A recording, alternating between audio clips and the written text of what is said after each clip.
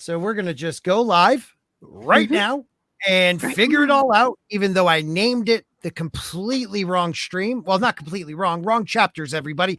Hello and welcome to Sporking News Podcast. My name is Scott, and this is our stream by the Crossroads Game of Thrones reread, and we are on chapter 54 through 55 through 57. Is that correct? Yes. I worded the last two videos wrong, so we ended with 54 last week, which was Danny, I believe. We're going into Catelyn 8, then Tyrion something, and then Sansa something. But we're going to do it right. All right. But I want to welcome everybody to our Wednesday night reread. We have on the panel tonight, Miss Martin Muses. Hello, everybody. Hello. Yes. And Jayne Theory. Hey, guys. And Stig Baratheon Kenobi. Lord of Dragonstone, Master of Ships, King of Westeros, Lord of Storms and King of the Andals, the Royal the First Man, Lord of the Seven Kingdoms, Protector of the Realm. All who deny that are my foes. Let no man claim ignorance as a defense. They'll bend the knee or I'll destroy them. Isn't that right, Sedevus? He's the king in the north. I gotta find something new. I should have looked. I said I was gonna look. I didn't look. All right. Thank you for being here tonight, everybody. And again, let me first start off with thanking everybody for coming tonight. Let's see who is in the grand old chat. We have first person tonight was Darren, like my father before me. And then we have Rosa. Isa. I'm going to say Rosa Isa. I think it's Asa. Asa. All right, we'll go with that too. And then we have Tina saying her usual good evening, friends. Good evening, Tina. And if you see those guys with little special things next to their name, that's because they are channel members, such as Culture Casino. And my channel members, a big thanks to Tina, Bojan, Culture Casino, Larry, According to Christy, Rosa, and Lady Toriel. Thank you guys for being channel members. I appreciate you guys. You're helping getting this channel started, and actually, hopefully in the next handful of months, we'll have better equipment. And if you hear my little one singing in the background, that's okay too. Michael Jolin. Let's do nice Rose so Sporking will be impressed. Show proudly your Spork. You in the back. I see a spoon. That's fine for today. Yes. Spoons and forks are all right. No knives. Right, little one? Yes. And there we only spooned, we didn't fork. Those are words to live by. Always stand your ground. Don't give in. Lady Toriel. Hi, everyone. Deviant Porg, or I know as Palanuki. He for the spoon, my spork is in the dishwasher. Oh, okay. It's all right. You can have a spoon tonight. McKinney 90, one of the greatest mods in the game. Good afternoon, and a great artist. Good afternoon, everyone, and welcome to the GOT Book Club. If you guys are enjoying it, you could smash that like button. So please do. Would you say he draws people into the chat? Ooh. Okay. I see what you did there, and I like it. Yeah, that was a stroke of genius. We have Brutal Morningwood is here. Woo, made it. Yes, you did, sir. Jayne is on the panel, so I do not have to highlight her or Miss Martin Muse, but I'm going to. There they are. Hey, guys. And the what is the first thing? The wave and flower. You can tell I am not wearing. You're supposed to slap flowers, I think. No. Slap. Okay. Hold on, saying good night. I'll be right back. 2 seconds. We do not fork. We do not fork. No, we do not. Not here. Not here. Not on this channel. Ever. Not on this channel. Ever. Forking News Podcast. Yes. Yes. Knife you. No, we are sporks here, people. You're all sporkers to the very last man and woman and child. No children under the age of something with YouTube. So I would say under the age of 18 because we swear and don't get monetized. And that's okay because we have fun. So we have Kat, we have Tyrion, and we have Sansa. For those who read it, what did you get? Any weaving going through these chapters as George sometimes does? Did you see any resemblance to the chapter before? Any like nook and cranny that like at the end of one chapter opened up the next? I'm starting to realize that happens more and more within these books. I was sleeping until 15 minutes ago. Okay. So I don't know. Great prep. Great prep. Hey, we're going to wing it then. All right. Let's wing it. Let's wing it. And who has Cat? Anyone? Anyone? Do. You do. So Jayne's going to read a summary of the Cat chapter. We usually get that summary off of Westeros.org. So we're not, not giving them, their props. So we'll listen to the summary that she either is going to read or paraphrase, and then we will come back. Yeah, I'm going to have to read any of the ones I'm doing too. And then we'll come back and discuss. So let it begin. Let's begin. As they approach Moat Caitlin, the ancient fortress of the First Men, which guards the neck, Caitlin is relieved that they are not too late. She is accompanied by Sir Brendan Tully and Sir Wylis, and Sir Wendell Manderly, with their 1,500 men, including 20 knights and 200 mounted men. Their father, Lord Wyman Manderly, who is too fat to sit a horse, has remained to see to the defenses of White Harbor, but sent his 2 stout sons, who would have been the fattest men Catelyn had ever seen if she had not met their father. Sir Brendan, upon seeing the fortress, thinks it's a death trap. Most of the ancient fortress has long since rotted away, leaving only 3 out of 20 towers. Caitlin reassures him that, according to her husband, it is more formidable than it seems. The 3 remaining towers command the only causeway across the impenetrable bogs of the Neck. To assault any one of the towers, an enemy must wade through waist-deep muck and lizard-lion-infested moats, then climb the moss-covered towers while exposed to attack from the other 2 towers. In addition, there are also supposed to be cold, vengeful ghosts of the North that hunger for Southron blood. Sir Brendan jests that he, as a Southron, should not linger in this place. Caitlin heads for the Gatehouse Tower, understanding the lone Stark banner to mean that Robb has made a seat there. She arrives to find Robb surrounded by his father's bannermen in a drafty hall. At first, Robb does not notice Catelyn, but his wolf does. After his bannermen fall quiet, her son looks up and is happy to see her. Each of the lords pay their respects to her, Theon Greyjoy being the last.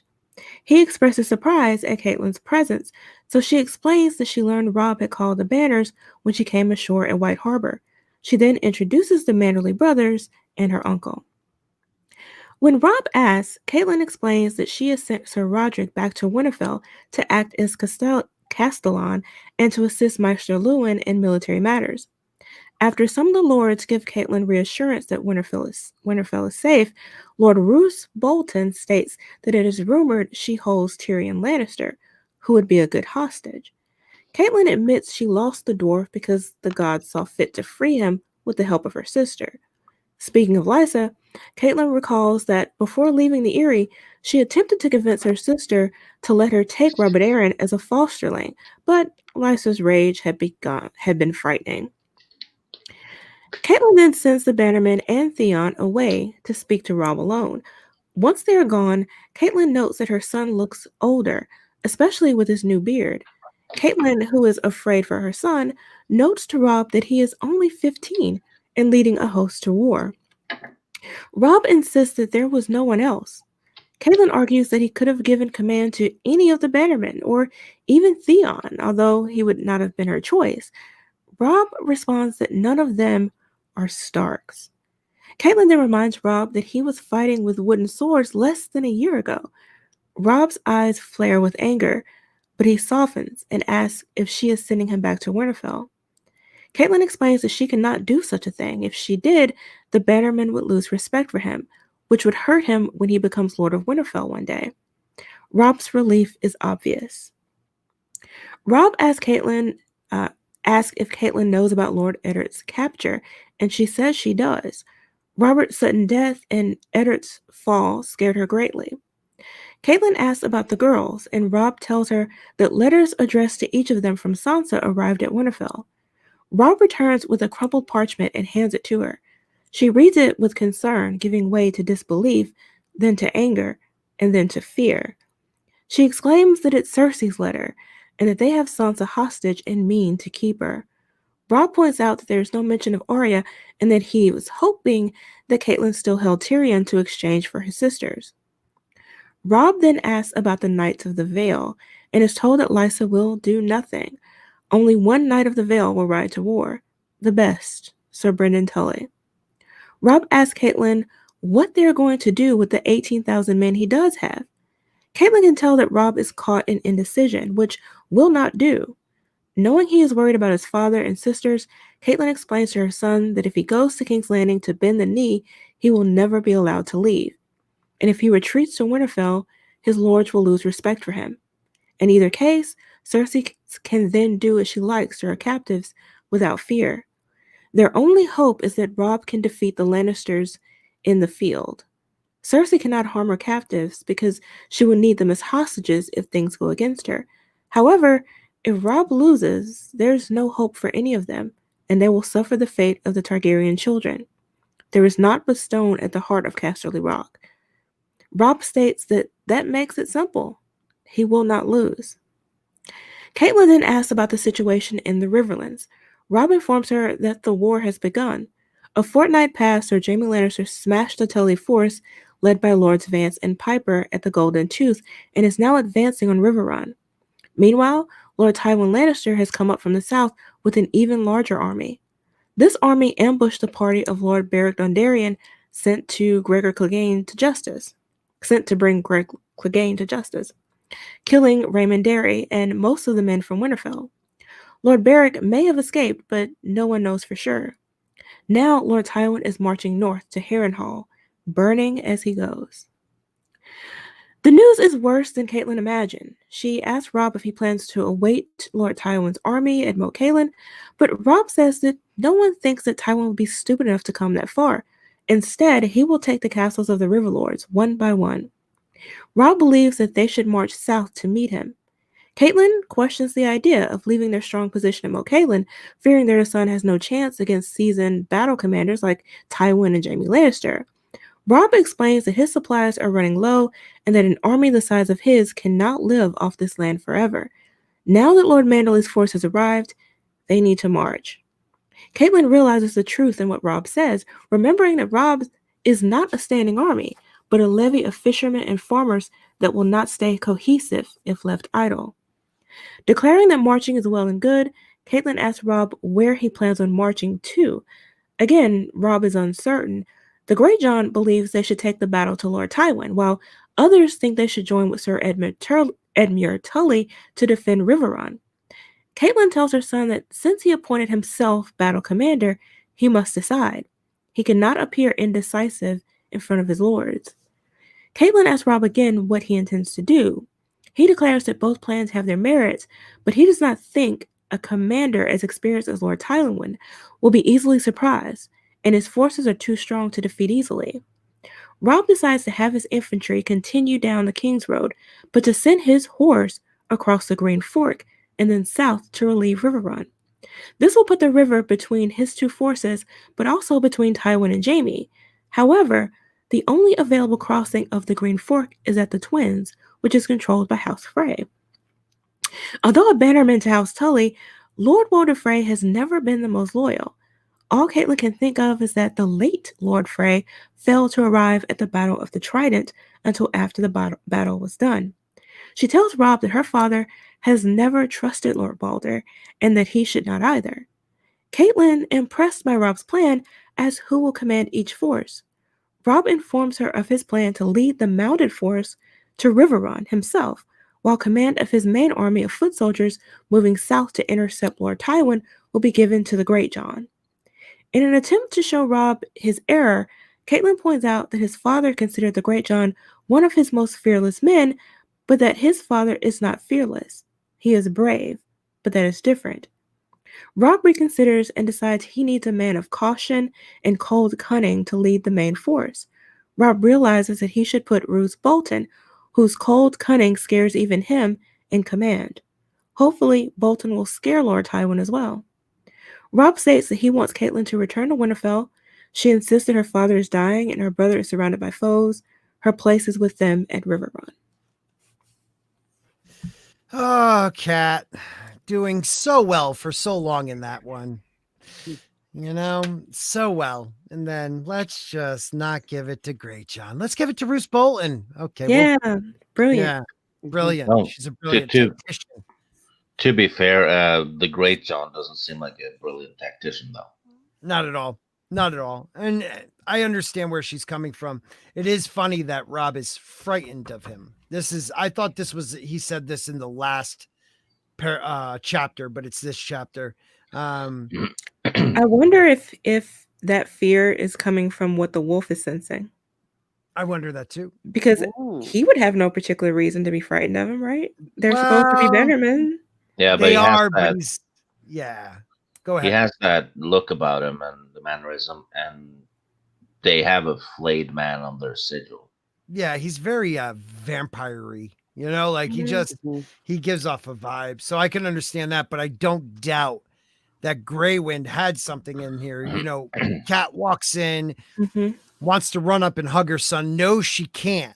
And then Grey Wind's, it's like he sensed that she needed something. So he comes up to her, muzzling her hand, and then Robb notices she's there, so it's like, I don't even know if he was sensing her so much as like I always think of the wolves as the children's I don't know, their sort of the voice in their head, the conscience, or you know what I mean? So no, I agree. I feel like in that moment it was so much pressure on him that he wanted his mother. And so the wolf did too, Well, that's what I mean. And then once the wolf, but he didn't see her yet. Right. So the wolf was like, holy cow, she's here. And then all of a sudden he realized she was there. So that connection was brought, like, boop, like, you're here. Thank God. There's so much that happens in that chapter. And he's so young. So young. I mean, he's 15 years old. Yeah. That's old in those days, though. Yeah, I guess so. But even then, a lot of them feel he's too young. Like, it was a big deal that I think it was Darren the Bold, or Darren Targaryen, was 15 when he attacked Dorne, so 15 still young, 16, 17, you're starting to become more of a man. But it's not too young where you can't be respected, that you can lead men into war. Right. So, and having a gigantic wolf helps. Yeah. There is some really cool stuff going on there, but let's ask you guys, Miss Marmuse, how did you feel about that chapter? Well, I'm like you. I felt like this is that moment where Catelyn actually is rather useful. And so long as she just sticks her little tush as an advisor, I think she does pretty well. She understands the way things work. Just don't leave her on her own to her own devices. Right. Yeah. Right. She shows him the respect to guide him, but allow him to find the answer himself, where he is begging her to help him pretty much. And it kind of follow-ups. Yeah, go ahead.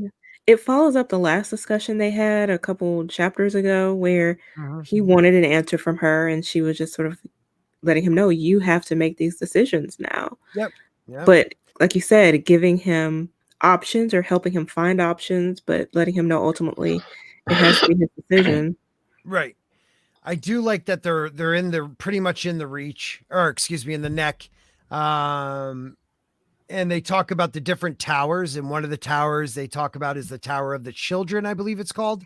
And it tells a little bit about the Hammer of the Gods, when the waters came crashing down on the arm of Dorne and also on the neck, where the neck did not break apart as the arm of Dorne did. So bringing some of that magical history back into the story is kind of neat. Anything, what else did you guys see? Because I got a bunch of stuff written down for this one. I like the description of the area too, because you don't really get to be in the neck too much. So seeing through their eyes what it looked like was really interesting. It's something I would want to see on screen, actually. Yeah, it just found it really familiar. It's also cool how the description of places kind of changed based on whose POV chapter it is. Because a lot of them will describe a fort or a castle based on how well it's made for defense and military purposes, while others will basically describe the area around it and look how pretty it is, right? No, that's valid, man. George is very good at being in the mind of that POV and seeing it through their eyes. He's probably one of the best I've ever read. He really does that. What did you call it again, Stig? It's third person limited. Yeah, I find that really interesting. I like the reference of the lizard lion. Lizard lions, which are like alligators. Right, they're like size of Komodo dragon, like alligator. Like they're gonna mess you up if they get to you. That's so funny. We get a mention of more than a mention, an explanation on Manderley. It's the first mention of the Manderleys in the series, which I think is huge. And they talk about how fat he is and can't ride a horse, and Oh, so that's why it's huge. Yeah. They talk about the ghosts, that southern soldiers and people should fear these ghosts because they're northern. I thought that was interesting. But I think that reflects something real, perhaps. Northerners killing Southerners. Right, and that is like a death trap for them. It kind of reminds me, and I don't know that he even probably knew of this or based it on that, but around maybe the 1300s in Northwest Africa, you had, and maybe even earlier than that, you had an empire known as the Mali Empire. And for a very long time, they didn't trade directly with Europeans. It was all sort of through intermediaries. But when they would try to cross through the desert to get to the cities, you had these people called Tuaregs, sort of in the desert area, who would kill them before they got there. Oh my God. It kind of reminded me of that story. Like the Krennic men would take people out, and the ghosts will take people out. You're not making it. You're just not getting there. Right. Rob, I find that she compares Rob to Edmure and not Ned. Kind of like a foreshadowing of maybe mistakes that could happen. Well, I don't know. Ned made a hell of a lot of mistakes. Yeah, that's true. But when it comes to like this, Ned, I would say when it comes to military action and the decisions you make during that, truces, oaths, promises, Ned did the right thing. He just didn't know the politics of it. I don't know. Maybe she sees her. What is this? This is her brother, Edmure. Yeah. I think maybe she sees him in a different light. Just because other people see him a certain way doesn't mean that she does. Yeah, true. I don't know. I kind of thought that was something. You think she's actually insulting? I don't. Well, not insulting. I'm saying like, you have to think differently. You can't think like Edmure. Edmure is too brash. Edmure, is indecisive at times. Edmure is this, that. Like Ned made a decision and stuck with that decision. Like she helps without parenting him. I kind of enjoy that part of it. I step back. It's an interesting way of parenting, actually. Instead of helicopter, you give your children choices. Right. And just sort of help guide them to make the decision. It's Like allow them to get the answers without even realizing you helped them get there. Yeah. Okay. Yeah. What else have you seen Miss Martin uses? Excuse me. I'm feeling really ultra traditional here when I say Catelyn is a very good mother. As long as you know what I'm saying, and there's nothing wrong with being a good mother, but because she really does seem like when she's mothering, like being a mother to her own children, rather, she's doing a darn good job. Right. And that, once again, that I think that herself and Ned were just in the wrong time. They should have been living in peace for the rest of their lives in Winterfell and then called it a day. But I do love the way that it also expands some of the world building, where you get a little more idea of who's who, how it's all going to be working, what's going to be going on with Cersei, and the whole hostage situation, just all sorts of stuff. I thought it was just very well done, and it was a fun chapter. Yes, it was. Yeah, finally a fun Catelyn chapter. Exactly, where you didn't want to slap her around. Yeah. No, I wanted to slap her around, but still it was a fun. But that's just normal feeling with her, right? Now, tell me though, I like how she's letting them know these are your bannermen. They're not your friends. Right. Like they have their own agendas. Roose Bolton scares Rob. Like knowing Roose Bolton is this character. I could understand why. I really could. Why he's scary. He's very soft spoken, but very intense type of guy. Very and intense. Looks very pale and tall and thin. And again, like Stig said, flayed men is their sigil. They're creepy. They're creepy. Yeah, they really are creepy. Skinned people really look creepy. Right. I could say that too. I'll agree with you on that. She does forget Arya though. She does kind of forget Arya. Yeah. I mean, and this is like, so did God, I forgot her name. Sansa, yeah. Yeah, she just in passing, like, oh, when me and Jayne used to run when like my sister, what's her name, followed us, like that type of thing.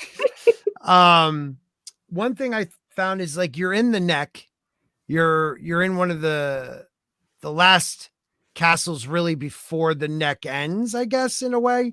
But yet no Crannock man, you hear of Holland Reed and how Rob sends him, like, if you see any Lannisters, just take them out. If they're marching up, give them hell, Hello, Queen.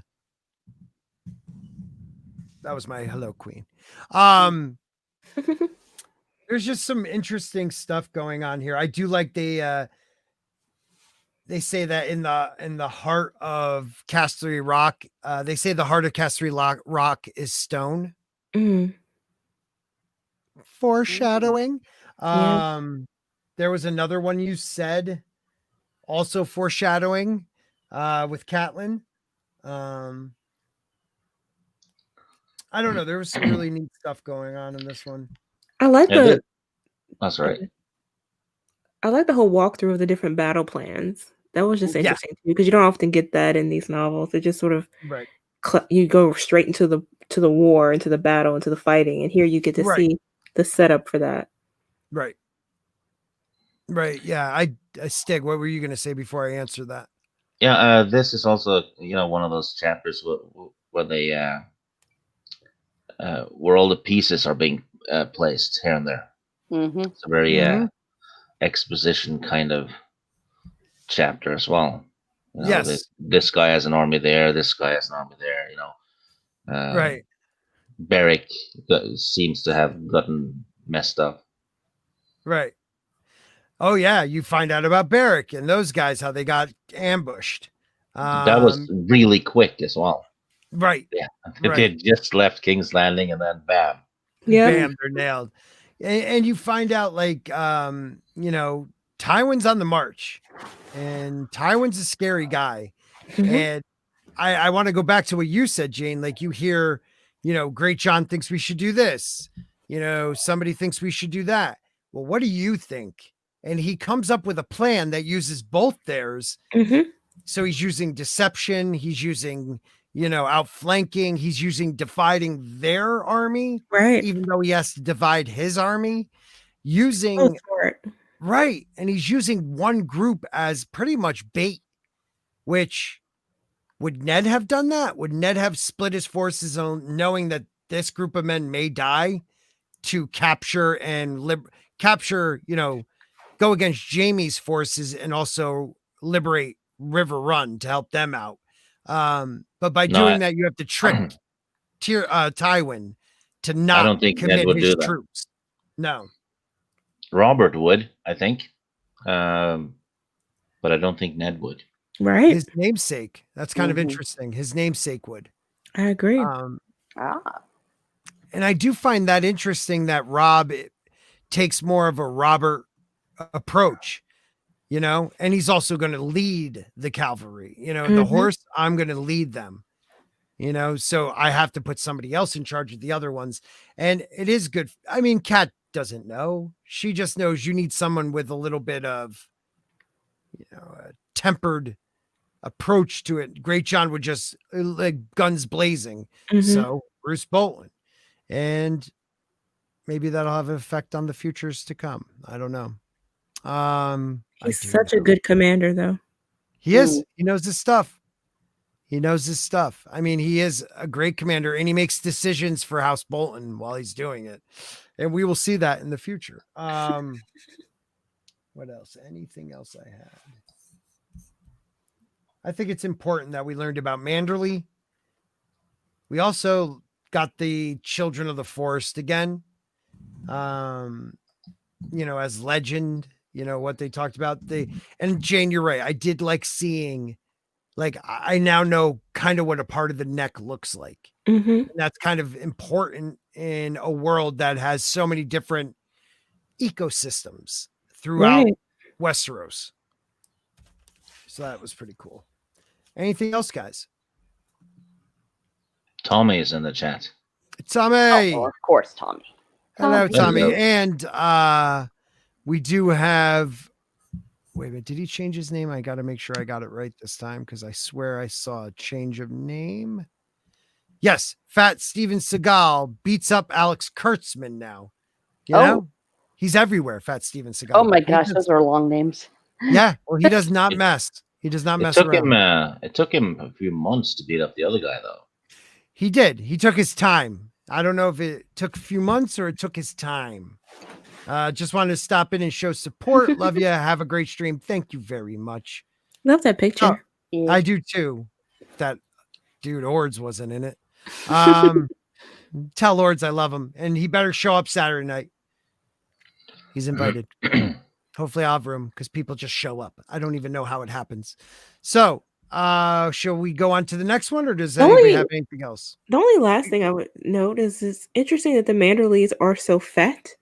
I mean, that suggests that they're doing quite well in their kingdom, going from being exiles to quite comfortable where they are, And that's all due to the Starks. Exactly. And quickly for the people in the chat, the Manderleys were the southern house in the Reach, where the Mander is a river runs. We don't know why, but they were chased out of the Reach and literally chased. And when they got to the north, no one throughout any lands wanted to give them any type of protection, any type of help. And it wasn't until they reached the north and the Starks decided, we will protect you. And the buck stopped there. No one messed with them. And the Starks gave this, southern. This is why sometimes the history, I don't know if it's the whole truth, but they gave this random house from the south one of the richest cities in the north, full of silver in their lands, one of the biggest harbor in the north. Like, they just gave it to a southern house, like not one of their bannermen they've had for maybe millennia. they decide, you know what, instead of like moving one of those bannermen into this great city and giving the Manderleys something else, they gave them the harbor. And I always wondered why. They were apparently a wealthy family, so maybe they were good with money and management, and they felt that it would be worth it to do it. But it is funny when you read the history. It's literally called the Flight of the Manderleys. Right, the Flight of the Manderleys. Right, they are on. They're out. They're out. Sounds like the name of an adventure game or something. Yeah, right at Disney World. Or a good like kids movie, like the Flight of the Condor or something. I don't know. Flight of the Navigator. It would make a cool short story. Like, see, they could do things with this, with the lore of Game of Thrones if they really wanted to. For a very long time to come too. Yeah. Really, you're absolutely right. Now, let me ask you though, there must be more to that story. Not just that though. You know what I mean? Like, yeah, they were good with money, but they must have made a move on a house or made a move on somebody in the Reach. And then they maybe tried to bite off more than they could chew. Something had to happen where you drop your lands, pick up your belongings and run. Like, well, more than we know. They were, they were forced out by the head house at the time. So maybe they did make a move. Right. Maybe they ate someone. I ate his liver with a fine Chianti. Good pie afterwards. But they could have been a rival house that just made their moves, because that's what they do in the Reach. You know, they're very clever in how they one up one another. So maybe they played themselves. Yeah, got caught, got run out. And I mean, the House Gardener's an ancient house. They're first men. They were, at least. Yeah. Rosa in the chat says White Harbor was a difficult place to defend. Oh, okay. Ooh. Oh, maybe. I mean, you had the Wolf's Den there. That's an ancient fortress. Still, you could be attacked from the sea and land, and at 3 directions from the land, actually. And if I'm remembering it correctly, there are mountain ranges right around there too. So you had mountain clans. Yeah, I guess you have a valid point. I would have to look into that a little bit more. Flatter than an alligator when it came out. I don't know, but Flight of the Navigator was awesome. Wasn't that the kid who, like, it was the 80s and then all of a sudden it was, or the 70s and then it was the late 80s, early 90s? I don't remember. You know, in the movie Alien, Veronica Cartwright's character is the navigator, and she's always in a panic. So you could easily rename that one Fright of the Navigator. Fright of the Navigator. She does say a lot of pirates. And yes, the Starks were not known for their seafaring, except for one Stark that took a fleet and never came back. But see, the Manderleys were. So yes, they weren't sea, but they were very river folk, and they must go out into the sea to trade at Old Town because that's at the end of the Mander, I believe. And so they could have pissed off a lot of people, actually. Oh, crap. I have Pringles. Oh, sorry. Ooh. Pringles. Step into it, buddy. Can't you see one, though? Chili Pringles. Which ones? Chili Pringles, you said. Oh, nice. Where's our Mr. Clean cosplay, Scott? Oh no! Oh no! Mr. Clean. So you made me. I think Tommy did too. You guys made me a Mr. Clean. I just realized who you look like. Who? Alec Sector from Mask, the guy who drives the truck. You know the old cartoon? Yeah. I loved Mask. That was one of my favorite cartoons as a kid. Oh my God, you're right. I do. Did you hear that, Tommy? I finally spotted him. Ah, crap. Now we are going to have a spork, S.P. Cartoon. All right. Ginger, though, right? Was he a ginger? I think so. If you're right, That was awesome. That was a quick one. I'll give you that. I don't leak navigator. You do. Link Navigator. Manderley won all the surfing contests. Well, he was very buoyant. He was very buoyant. That sounds hot, Stig. I like that. Got it. Oh, great. Now they are going to do it. Wasn't Mask like Transformers? Not really. They like a truck would turn into a submarine, but it wasn't like they were sentient vehicles. Yeah. These guys controlled them. Working overtime, fighting crime. Yeah. It was Working awesome. overtime. Yep. It was awesome. I used to have Boulder Mountain. I think that was the name of their headquarters. I loved it. Oh, and their enemy was Miles Mayhem, possibly a relative to Mary Mayhem. Oh, like an uncle or something. Yeah, you have a mortal enemy now. I got to look into this Mayhem. Who's on to the next chapter? Who's next? Is it Tyrion? I think it's me. Yes, Tyrion. I got the Tyrion chapter because I'm good at small talk. Yes. Ouch. All right, It's begin whenever. Short chapter.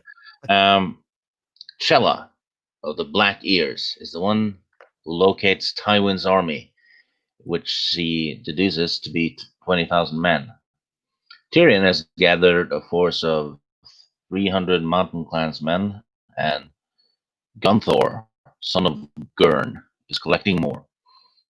He wonders what his father will make of his little army, since he's not sure what to make of them himself. Tyrion wants to meet with his father without the clansmen, but Ulf, son of Umar, expresses distrust, and Shagga insists that he will go with this boy man. And if he lies, Tyrion will lose his manhood. Tyrion is forced to quickly give in to the demands of his captor followers. He is still not sure which they are, and selects representatives from each clan to accompany him. As a parting jibe, he asks the remaining clansmen to try not to kill each other while he's gone. Tyrion dislikes having to work with the clans because they think everyone's voice should be heard in council, which causes them to argue endlessly. When they come to the first strong point, which Tyrion approaches alone, the captain recognizes Tyrion and gives them an escort. They travel past burned lands and buildings. There are many carrion birds, although there are no bodies. When they arrive at the guarded camp containing hundreds of campfires, they are met by a party led by Sir Flement Brax, who is surprised to see Tyrion. He tells Tyrion that his father has taken the inn at the Crossroads as his headquarters, which Tyrion finds a fitting full circle to his unpleasant abduction, which was where Catelyn captured him. As they pass the many banners, Tyrion guesses that Chella's count cannot be far wrong. He also notes that his clansmen are odd, which pleases him. The more impressed they are by the power of House Lannister, the easier they will be to control. When they arrive at the inn, Tyrion is pleased to see the body of the innkeeper Masha Heddle rotting in a gibbet. When the stable boy emerges hesitantly to take their horses, Shagga is suspicious, but Tyrion is able to convince him. House guards at the door direct Tyrion to his father in the common room. Lord Tywin is sharing ale with his brother Sir Kevan Lannister.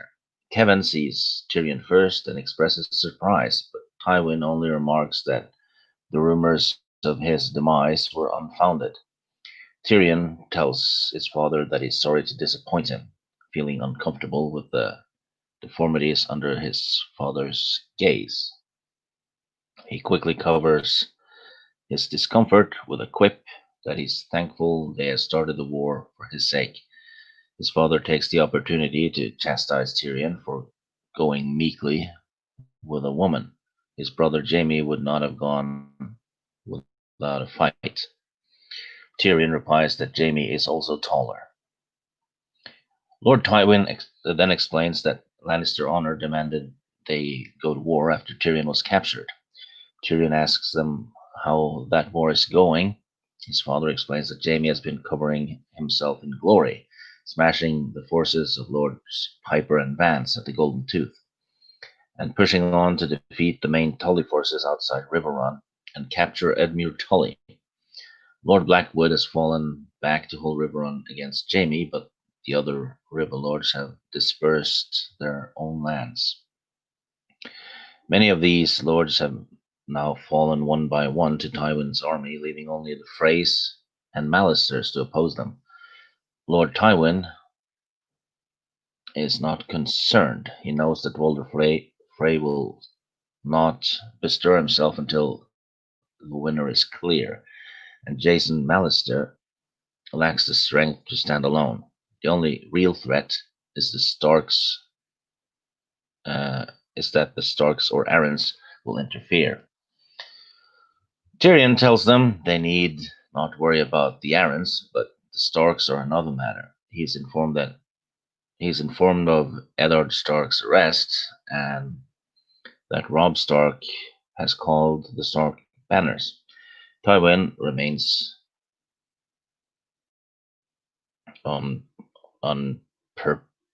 unperturbed, declaring that Robb is only a child.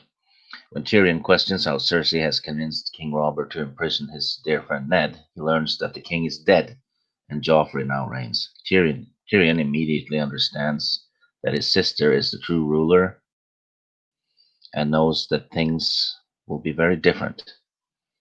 Tyrion is then offered a command in the army. He is to handle Mark Piper and Carol Vance, who have been raiding Jaime's supply trains across the Red Fork, and Beric Dondarrion, who has been harassing Tywin's forging parties.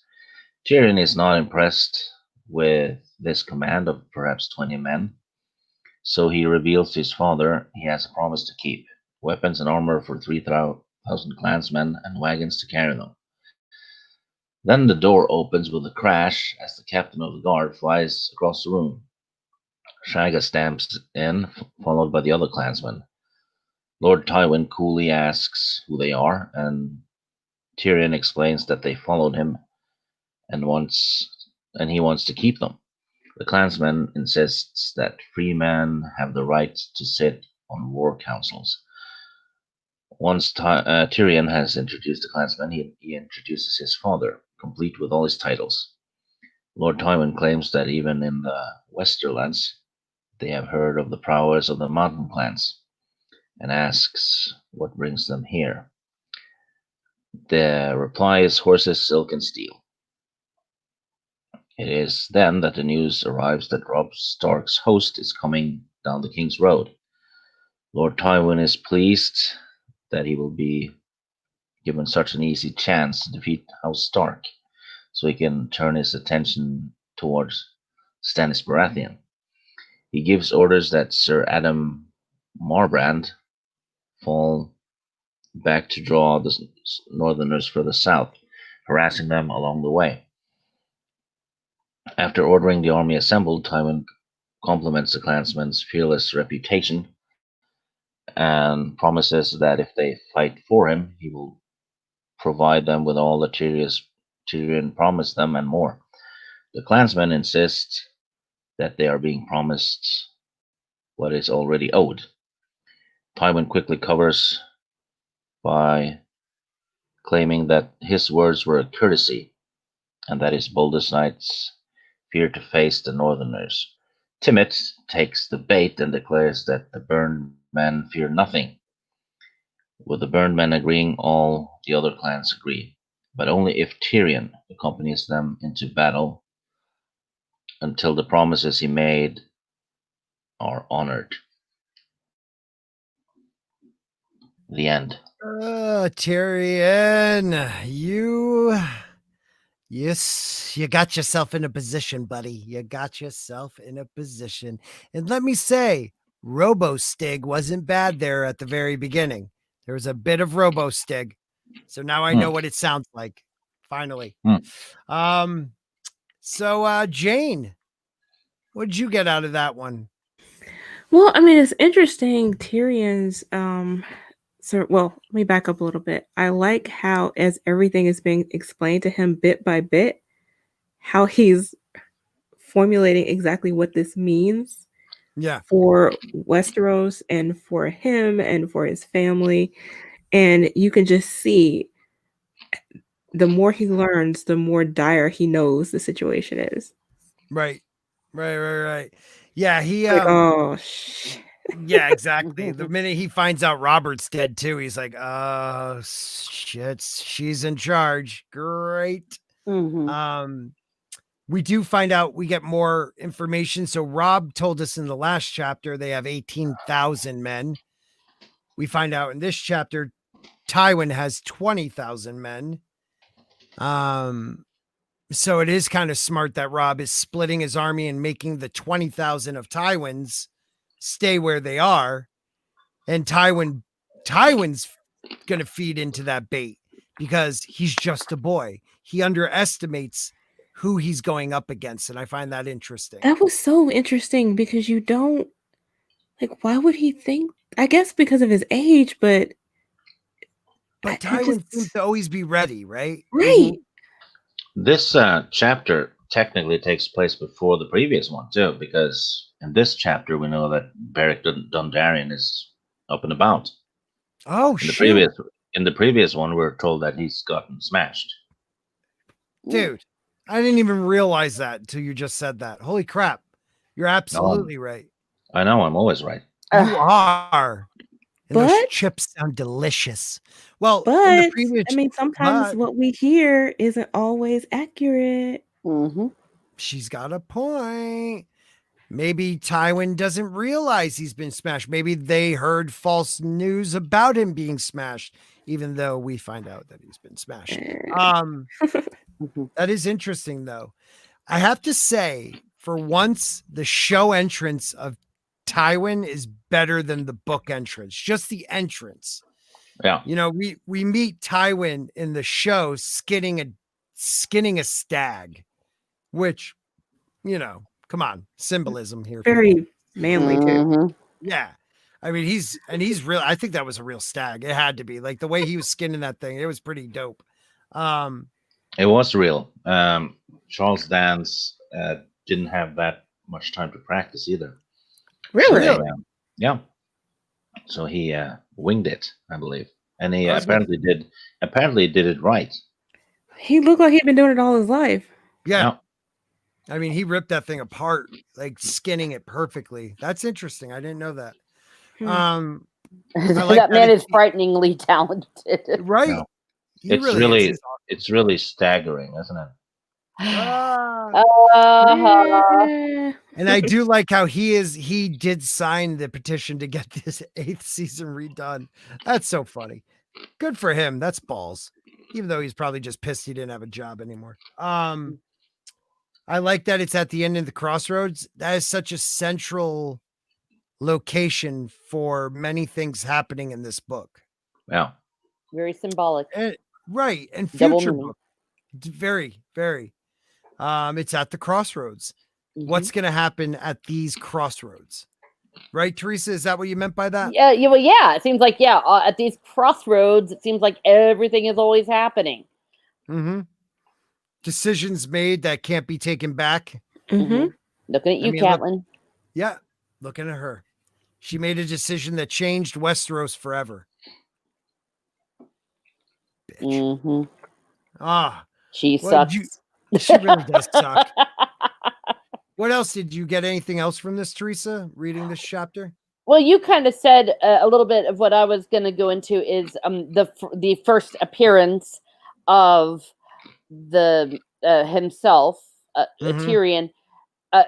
Tywin. Sorry, and how differently Tyrion is around his father. Very good. Yes. Yeah.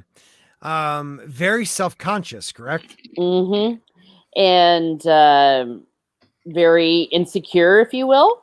Yes. Yep. He becomes a little boy, you know, realizing his father hates his deformities. Mm-hmm. But he's still quick, right? He's still quick-witted with him. Yeah. Well, and the contempt that Tywin has for his own son. Ouch. Yeah. And I love how Tyrion when right, like when Jayne, when he's saying like, and you know, Jaime's winning all this glory, and he's taller too, you know. Yeah.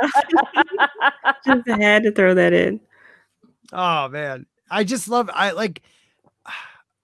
the first time I read the book, the series wasn't going yet. So I had this vision of what Tyrion looked, but ever since then, it's Peter Dinklage in my head. Yeah. Just with, you know, certain things when it happens changed even more than it does in the show. But that quick-witted, like he is one of those characters that played the character perfectly. One of those actors. I think he's probably one of the best choice they made for the series. Oh, definitely. Yeah. He earned every single Emmy he won. He deserved all of them. Yes. And when it was George's writings, he was excellent. It's also interesting in this chapter we get to see how Tywin works, how he manipulates the Mountain Clan with insane ease. Right. He just he identifies what they're prideful of and uses it. Yep. Can I just quickly ask Jayne, are you is this Bones Thugs Harmony or whatever, like from the 90s? Okay, just make it show. I think it was my Uncle Charlie. Right? Now, unless you're real Uncle Joe, then I'm sorry, Tommy. But I remember my Uncle Charlie. Yeah. Stig, go on with that. What? Yeah, because he as soon as they start, you know, bartering with him, really, he points out that his own men are not brave enough to fight the Starks, and as ASAP, one of them goes, "Oh, we're braver than you guys," so they just sign up. And I do love how he's like, my son's oath to you, or his promise, is just a courtesy. Like almost like, this is the real thing right here. I will give you whatever you want. I'm the one who actually could say it. I think maybe am I mistaking how he said that? Wasn't it kind of like to that? Or what was the courtesy part? That's the part I'm blanking on right now. He says something was like a courtesy. I'm not certain. I'm distracted by the Pringles. Everyone wants Pringles now. Oh, you can hear the Pringles? Oh, yes, I can. It makes me want them. I want Pringles. Oh, yeah, they do sound good. There you go. That's even better. There we go. Everyone, let's be silent and listen to some chips for the next 10 seconds. Then he stops.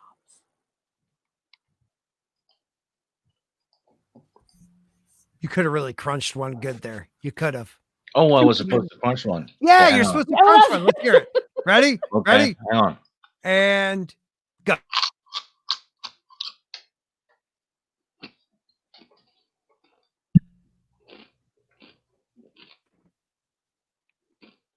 That sounds delicious. All right. Free advertisement brought to you by Porking News Podcast. Right. Pringles, you need a spokesman? I got him. He's right here.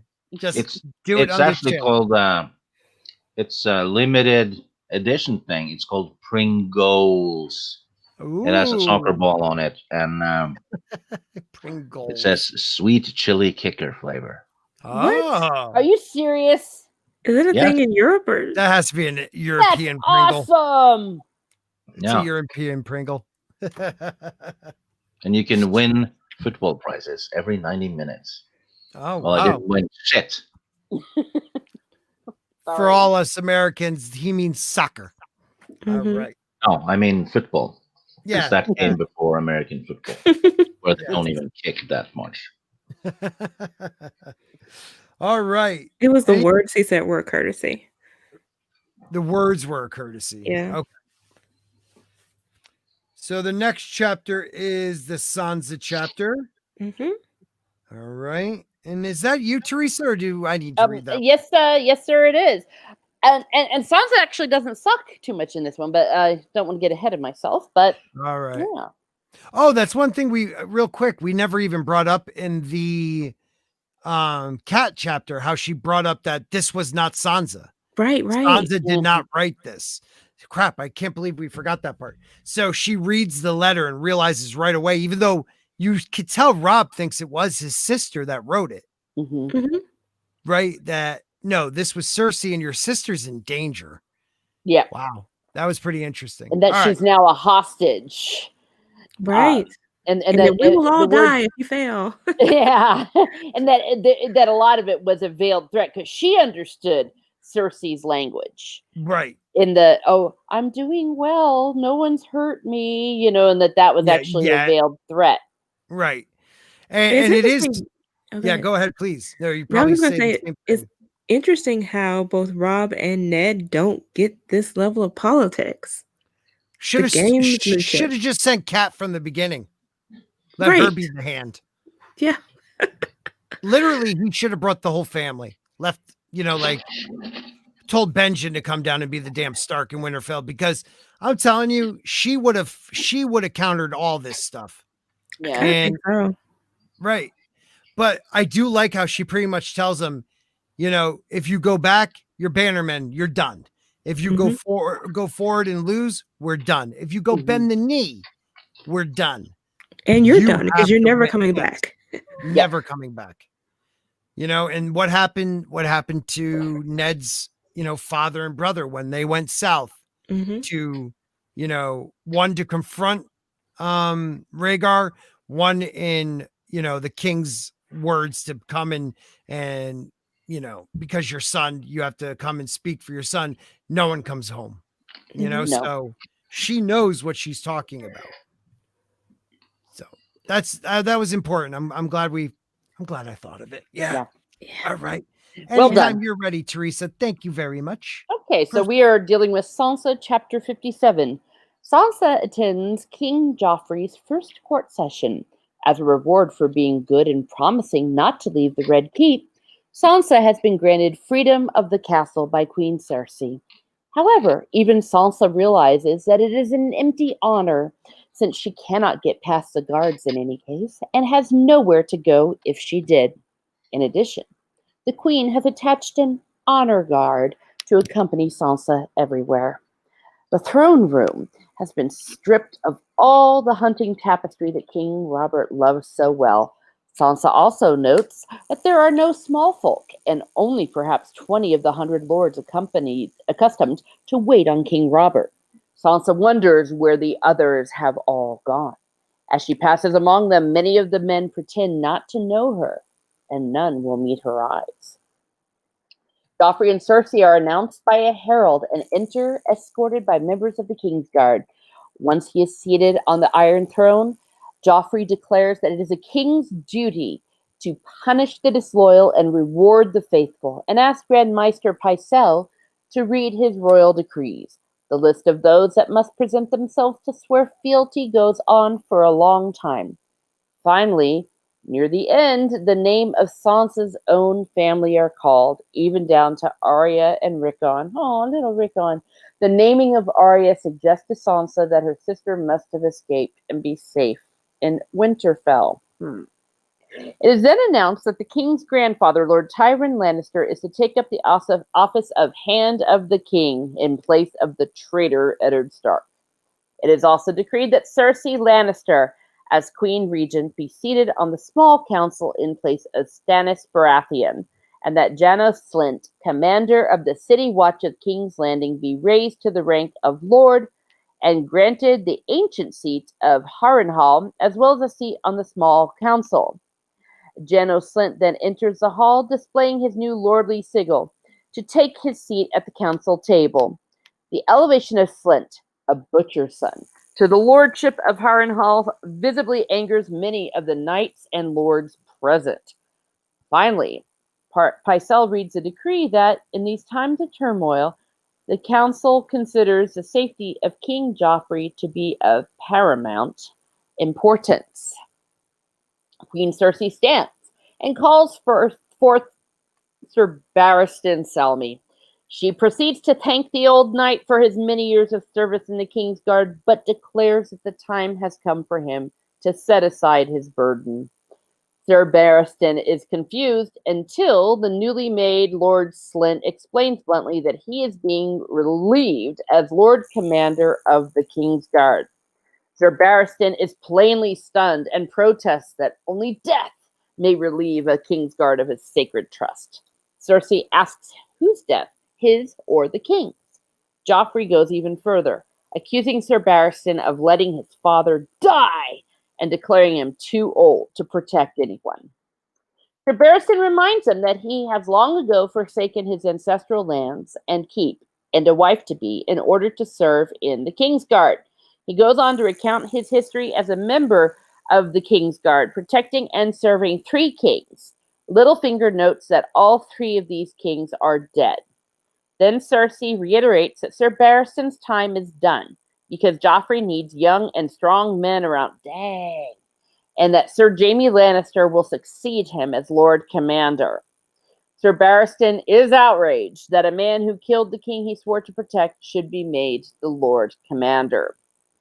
Varys attempts to calm the situation, insisting that they are not ungrateful to Sir Barristan, and that Sir Tywin Lannister has agreed to grant Sir Barristan attractive land in the Westerlands with men and gold sufficient to build a stout keep and servants to see to his every need.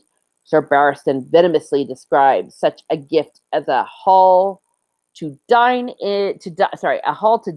in, and men to bury him. He removes his white cloak and armor and drops them on the floor, declaring he will die a knight. Littlefinger quips, a naked knight, it would seem, which raises laughs from the entire hall, even the remaining members of the King's Guard. Laughter ends abruptly when Sir Barristan draws his sword, but the old knight insists they should have no fear, even though he could still cut down the remaining 5 King's Guard with ease. He adds in disgust that any man who would serve under the Kingslayer does not deserve the white cloak. Then he throws his sword at the foot of the Iron Throne, declaring to Joffrey, "Here, boy, melt it down and add it to the others." Before he leaves, the old knight suggests that perhaps Stannis will depose Joffrey and sit upon the throne. The knight's footsteps echo throughout the hall as he takes his long way out. Joffrey insists at Sir Barristan's talk of Stannis and at being called a boy. He orders Sir Barristan seized and questioned. Finally, Janos Slint announces that his gold cloaks will see to it. It is then announced that Sandor Clegane will fill the vacancy created by the departure of Sir Barristan. Joffrey asks the Hound what he thinks, and Clegane declares that he has no lands or wife to forsake, but that he will not take a knight's vows.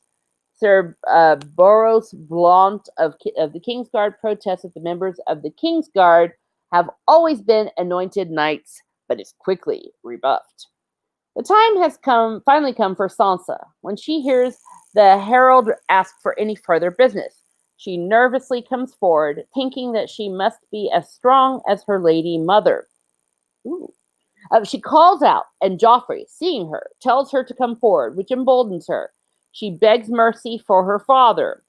Queen Cersei expresses displeasure, but Varys only claims that she is a child who does not understand what she says. Joffrey tells the others to let her speak.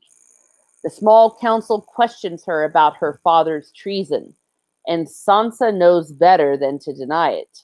Instead, she tells them that others must have lied to her father, and that he only claimed Joffrey was not the king because of the pain from his broken leg and the effects of the milk of the poppy. Joffrey calls for his mother, who states that if Lord Eddard confesses his crime, then they will know he has repented.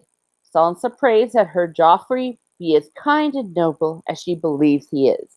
Joffrey agrees that if Eddard admits his guilt and swears fealty, he will be granted mercy. Sansa assures him that he will.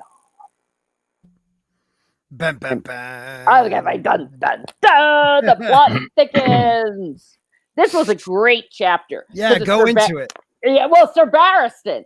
All of that part was Sir Barristan. Holy crap. What a man. And then he throws down his sword and he throws down his cloak. And Littlefinger, I wanted to bitch slap him. It's like trying to, how dare you? You're right. How dare you? But in how a way, dare you talk to Sir Barristan like that?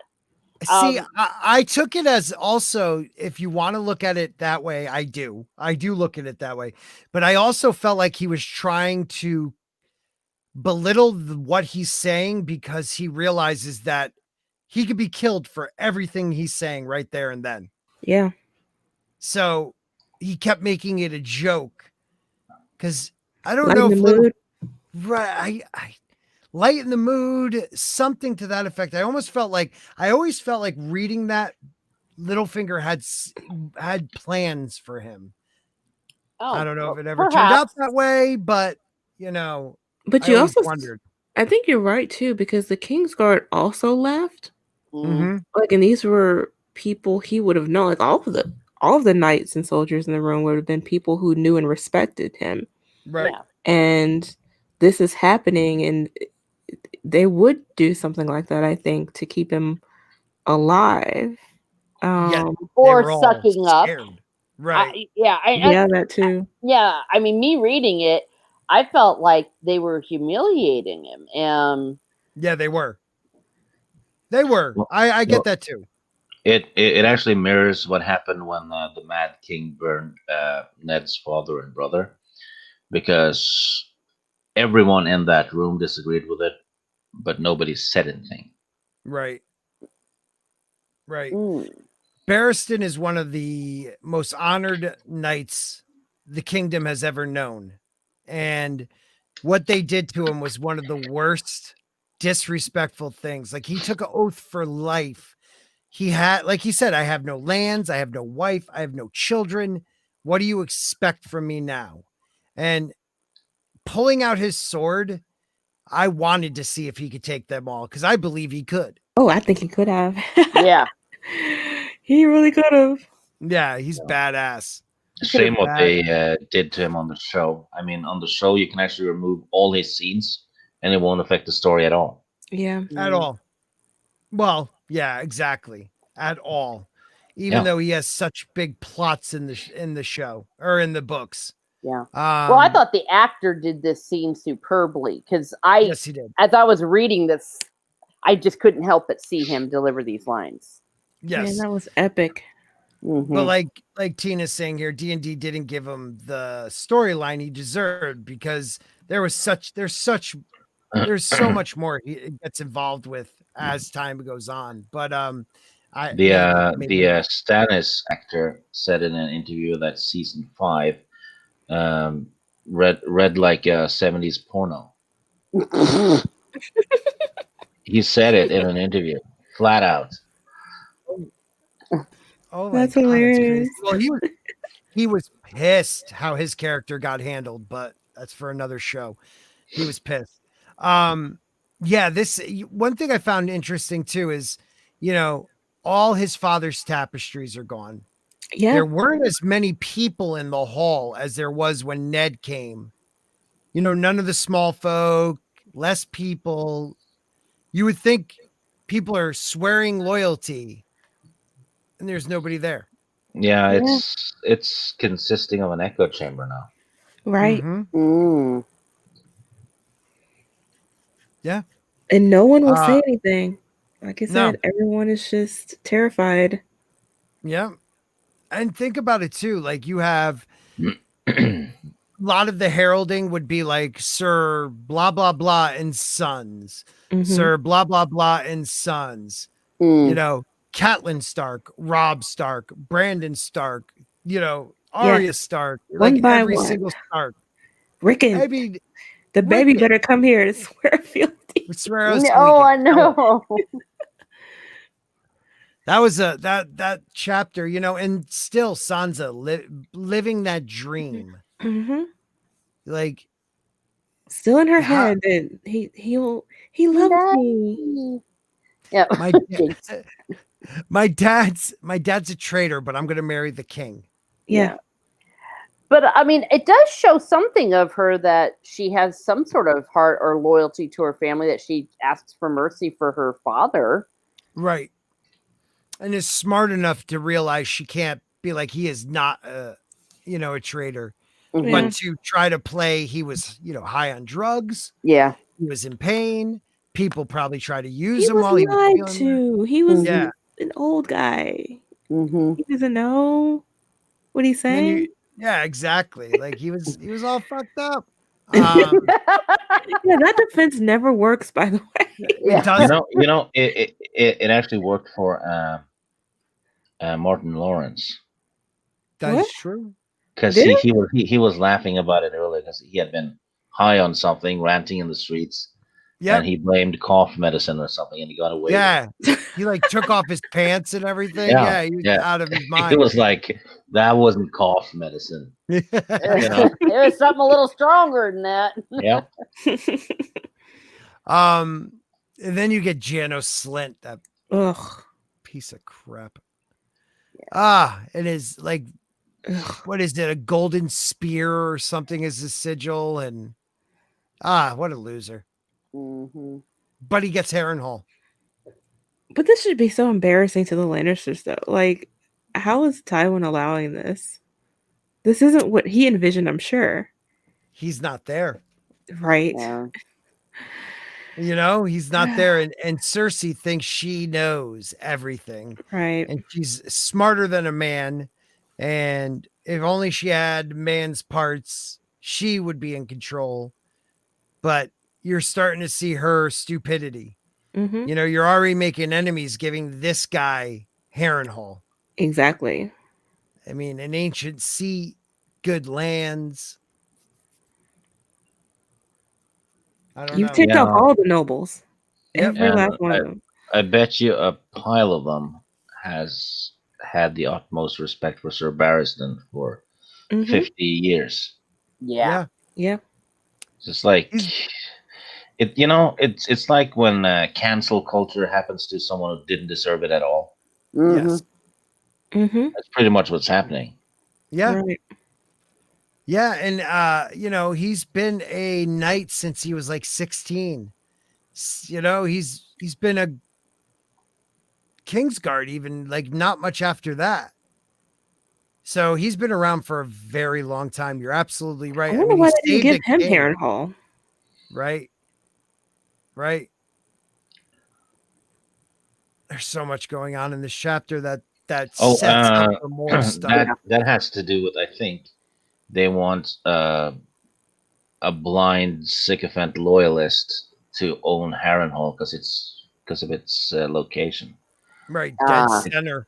Yeah, it's pretty much dead center of Westeros, correct? Yeah. Yeah. It could have helped, smooth this over a little bit. Right. I like, here we go. Here's a couple. He was doomed as soon as Sean Bean played him. And then Ned was a boomer. Yep. He wasn't though, right? He was like in his 30s, huh? Yeah, he was in his early or mid 30s. Yeah, mid 30s. So he really should have known better. Yeah, it's pretty old back then. Yeah, that's true, I guess. Again, though, you see the difference in someone like Robb and then someone like Joffrey. Mm. Yeah. Still not seeing what we know to come, but hints of it. The outrage he feels. I just love how Sir Barristan drops his sword, turns around, and walks out the long way. Right. And then they only send like 2 knights after him, 2 gold cloaks after him. Mm-hmm. Yeah, and I'm sure they were walking very slowly. Yeah. They didn't really want to catch up to him. No, he didn't even have a sword, and I still would not mess with that. No. Yeah, he'd kill him with his bare hand. Nah, he got away. I forgot what he looked like. There's a lot of old people out there. He did have a cloak on. We couldn't see the white. We're so used to him in that. Make every excuse. I do like how they Pycelles was sleeping. Varys was doing Varys things, and then Littlefinger was just smiling through the whole thing. He was so proud of himself. It's such a train wreck. Yeah. It would be fun if later on Littlefinger encounters Sir Barristan alone. Oh, It's a rare. I would love that. There would be urine. Yeah. Urine is coming. Exactly. Oh God, that's true. And then he calls him a boy. Yeah. No, here, boy, melt it down with your others, and just turns around and walks out. Like walks. Yeah. Just walks. Yes. I love it. I love it. That's so Such an funny. awesome chapter. Epic. Such an epic like moment in the first book. Like Sir Barristan just saying F this. Yeah. But Cersei bringing up the point, like, is it your death or is it the king's death? Like, whose death? Because you've lost 2 kings. And which was a point. Yeah. Valid. Valid point. Well, one of them was because her own brother did it, though. This is true. And he does bring up, like, you're gonna, I wouldn't want to be a part of this group that would follow the Kingslayer. And then they have Sandor Clegane that's like, I ain't taking any oath. Right. It's like, man, they're like, man, Yeah. these people suck. Yeah, exactly. He does not look, any world his brother is a knight, Mm-hmm. there is no reason to be a knight. No. Right. You know, that should give a hint on who he really is. No. And the disdain he holds for them all. Yeah. But for some reason, he still serves them. Yes. Sword The, drop is the middle ages mic drop. I like Yeah. that. Sandor Clegane actually has kind of a moral compass, unlike a Yes. lot of them. Mm-hmm. Yeah. Yeah. Like even when he ran down Micah, he did what he was told. Yeah. Who is he to judge what a prince or a king tells him to do? Yeah.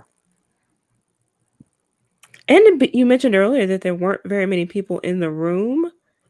You can imagine how that sounded when he dropped threw the sword. Oh God. It would have reverberated across the entire room. I mean, it was silent, you know, and even the Kingsguard, 5 of them, had no clue what to do. Mm-hmm. You know, he draws his sword, they're all frozen.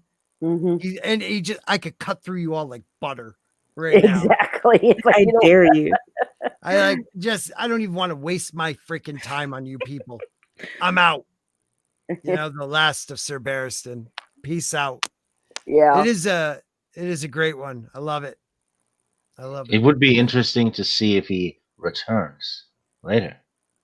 You Mhm. never know. Mm. I hope so. Fingers crossed. I hope We will George hold R. R. on. Martin does just to May- stick it to Benioff and wives, even if he wasn't planning on it.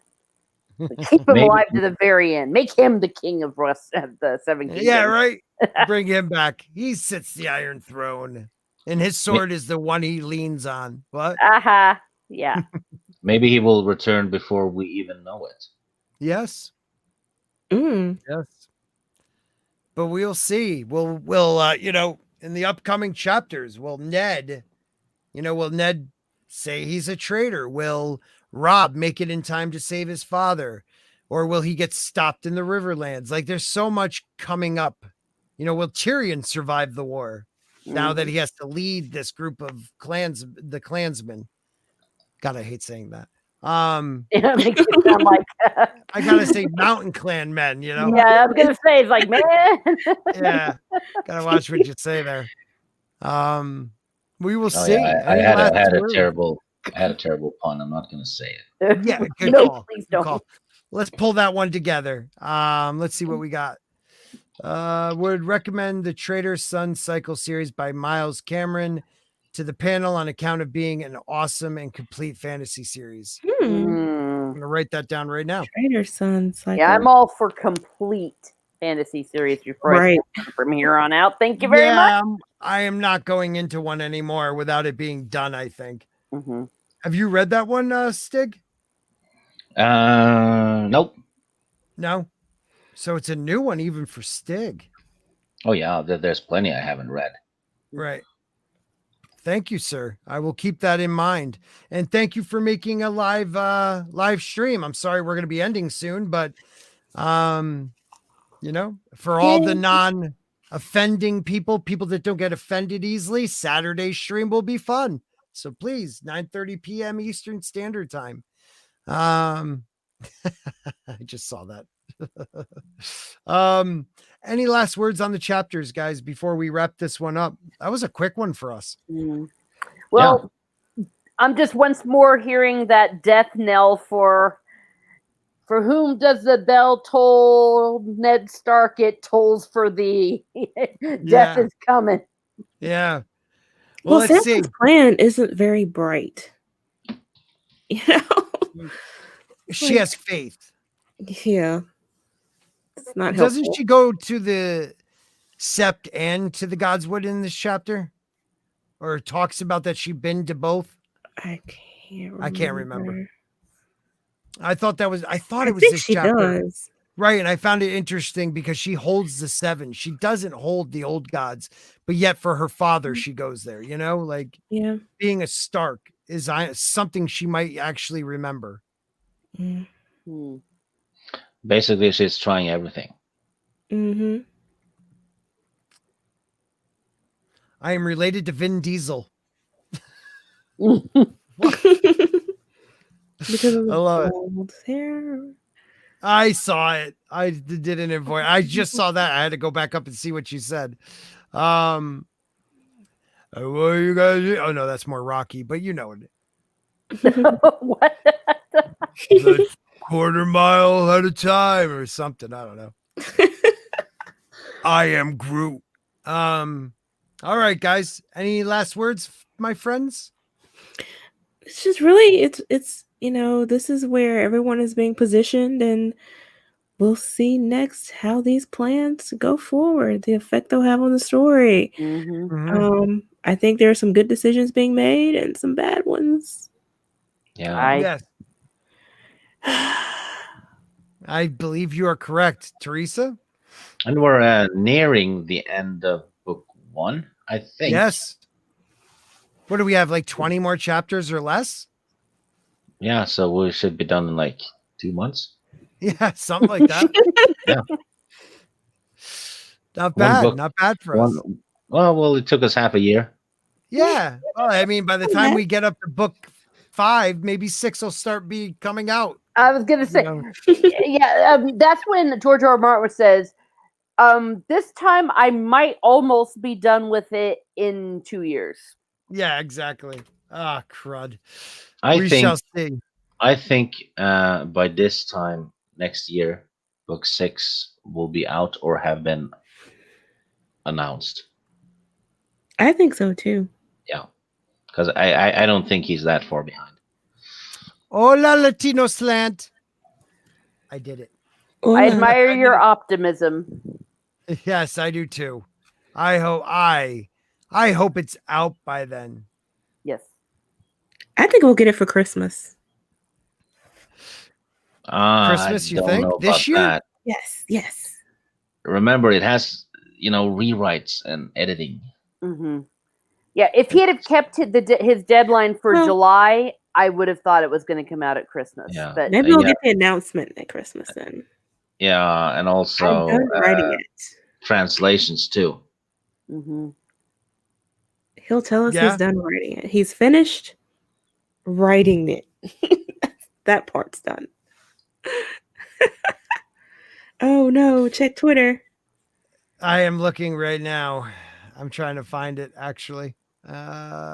Check Twitter for what? That's always an ominous Oh, I found it. Don't you worry.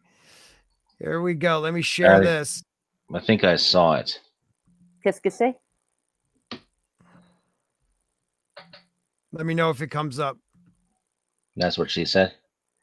No. Scott Sector of Mask. Oh. That's funny. Okay, that's just wrong on every possible level. I'm keeping it. That's a keeper. And then I'm wondering if there's a Vin Diesel one because he brought it up. That's No funny. Vin Diesel one. Okay. The mask truck though runs on diesel, I would think. Yes, it does. Probably. You have a valid point. Let's bring that up full screen. Let's see. How that bad boy Incidentally, looks. the first episode of Mask is available on my channel. I got away with putting Are it you up. serious? Yeah. Oh, I'm watching that tonight. Oh, I have Look at that. I have Brave Star, He-Man, and Jace and the Wheeled Warriors too.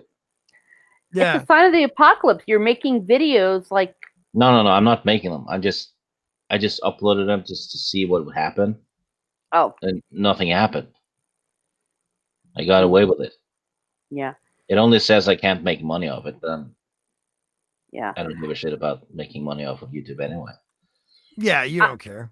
So yeah, I'm thinking that they don't care what we do as long as we're not monetized. They'll suddenly only start to care once you get monetized. That's when they start to wield their whip of control upon us. Yes. We own you now. We own you now. If I can find a Thundar the Barbarian episode or whatever, I'm uploading it. Thundar the Barbarian. That was the one with the beep, beep, bleep, bleep, bleep. You know, little guys that shoot the things out of their head, right? Oh, no. Thundar was the guy with the cat-looking dude on a horse and the girl. Right? I don't know. That sounds very interesting. Thundar the Barbarian, I want to say, was like a nuclear holocaust after the fact, and they would be riding around on their horses. One dude was like a cat-looking face dude. Oh my god, I used to love that. Holy if crap! I can I haven't find thought it about that in years. Yeah, I'm gonna. Oh yeah. Oh, Spoiler. the author is here. Please, coffee and poop for everyone. There's enemas at the gate. No. Everyone must be prepared for enemas. And we have Bear Nerd Fun in the chat. Good to see you, my buddy. Doing a lot of music lately. Check out his page. Yeah, let's wrap this one up. I'm glad everyone's now showing up. It would have been nice to see you guys earlier and had fun. I do not know if Immortal Coil is having his live stream tonight. He was stuck at work last I knew. But if Immortal Coil is having his live stream, guys, check him out. If not, hopefully he'll have it next week. We might not have this stream next week. I have some stuff going on, so we might actually take 1 week off. But I will let you guys know. So keep an eye on this channel. I'll post it to the community page of this channel. So you should get a mention in your notifications if you have done the little bell. So, and I will let you guys know sooner than later if we're having this stream or not. But let's do our outros. So let's first start with Miss Martin Muses. Oh, well, find me on Miss Martin Muses on YouTube, where currently I'm mainly doing some stuff rediscussing Once Upon a Time, and some old travel stuff that I have on there. And you can find me on Twitter, Teresa_Martin. That's it. Thank you very much, Jayne Theory. Hey guys, you can find me on YouTube where I post weekly movie and television reviews every Sunday at 6 Central, as well as some occasional pop culture news and commentary. You can also find me on Twitter and Instagram at Jayne Theory. Thank you, Jayne Theory. And Stig Kenobi, give him what you give him every time, that powerful sub to your channel. Yeah, got a couple of. Well, you can binge my original content in 10 minutes. But yeah, like I said, there's some retro cartoons and stuff there, and some old commercials and stupidity. And there's Pooey Pooey 1 and 2. That's it. I love it. I'm not looking for subs or fame or fortune or anything. So if you want a sub, just I guess. If you don't, why not sub to Tommy in the chat? Because he's a good guy. The mod Tommy's with the most. awesome. Yeah. McKinney too. Beautiful artwork, really cool stuff. Adam Price, that is Miss Martin Muses. She has the Once Upon a Time channel stuff going on. And yes, Coyle definitely loves memes, so go for it. And Stig just wants, or Steven wants you to know you're the GOAT. Greatest of all time, Stig. Okay. All right. And for everybody else, thank you very much. Thank you to the channel members who are Tina Bojan, Culture Casino, Larry, According to Christy, Rosa Asa, and Lady Toriel. I appreciate you guys for being members. Jump on the page if you'd like to be a member too. September, I'm going to have a members stream, at least one, probably two in the month, and some other perks that we will have with that journey too. Other than that, thank you all for coming. Subscribe to the channel, ding the bell. Come Saturday, if you're not a snowflake, we'll have some fun talking about, Hollywood and how much it sucks. If you don't show up to Sporking's channel on Saturday, I'm cutting your head off. There you go.